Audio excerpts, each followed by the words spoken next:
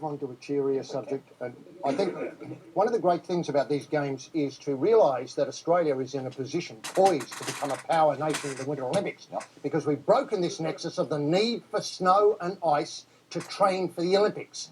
And Lydia Lucilla has made an impassioned call, Lydia, of course, our medalist, bronze medalist in the aerials, women's aerials, for a passionate call for an Olympic facility, a centre of excellence at Lennox, or as they say, Lennox Head in New South Wales. Now, if we have a look at a couple of the scenes of Lennox Head, that might give you an idea of how enjoyable it is.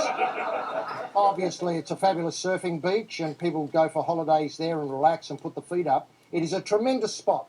Now, if we go to a map in a moment of Lennox Head, we'll be able to see where it is in relationship to Australia, and that's where it's been suggested that the Olympic Winter Institute of Australia build their centre of jumping excellence. That's on the point out there. All well and good. Now, Roy, do you think Lennox Head is the right place for this sort of facility?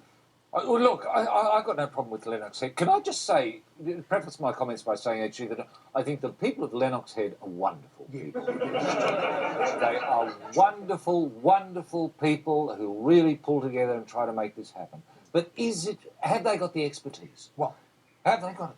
You know? I've just got to point out, they're building a jump, a kicker, 36 metres high at this facility here, and it's going to cost $6 million, but it's been described in media comments as a game changer, this facility. Game changer. Well, if they can pull it off, it will be a game changer. For $6 million, though, I don't see how they can construct this. It's got to be 250 metres drop. Yes. Then you go up to 36 metres to the kicker. Yes. Then you've got to have a pool built that's 30 metres by 30 metres by 8. Yeah, very deep. 8 metres deep, minimum. Yeah. And you've got to put this in some sort of biosphere where you can reproduce the atmospheres of the various locations throughout the world. So you just dial up, say, Sochi, becomes incredibly humid. And you know what I mean? Or if you're going to go to Auckland, well, you wouldn't. But you see what... And can I point out, it has to have a 24/7 superior medical centre built alongside it, because every one of these skiers is going to break every bone of their body in the training process. That's right. That's right. You've got to have a medical centre, you've got to have a clubhouse, you've got to have somewhere for people to say... I mean, for $6 million, I just find this incredible. I don't want to knock the people of Lennox Head. No. But I won't. But let's have a look at their track record. Yes. Let's see how they've gone building a bloody basketball court. Right. Now, they built a basketball court there, but sadly, as I understand it, it's unusable. Yeah. Because there's a balls up, so to speak. Well, that's right. The local teams won't play there. No. Because apparently what's happened is the court is too big for the room. So they can't have, refereeing and sort of... Well, it makes it difficult because the two hoops, so to speak, are outside the walls.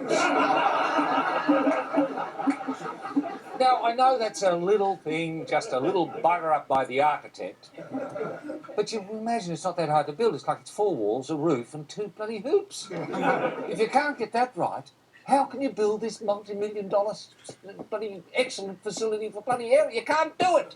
I'm sorry, people of Lennox Head, but you cannot do it. You will become a laughingstock. Lennox Head will be associated with clowns, losers, rubbish, all that sort of... And I don't want to see that happen to these very fine people, many of whom are pensioners and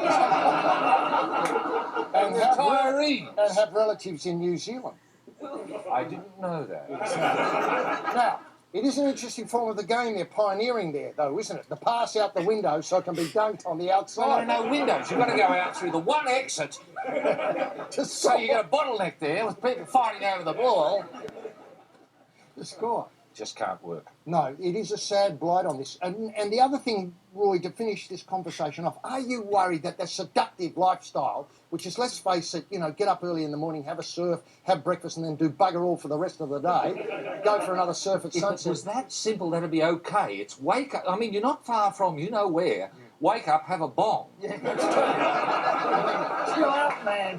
Chill out for the rest of the day and think up weird ideas like How about we have the hoops outside?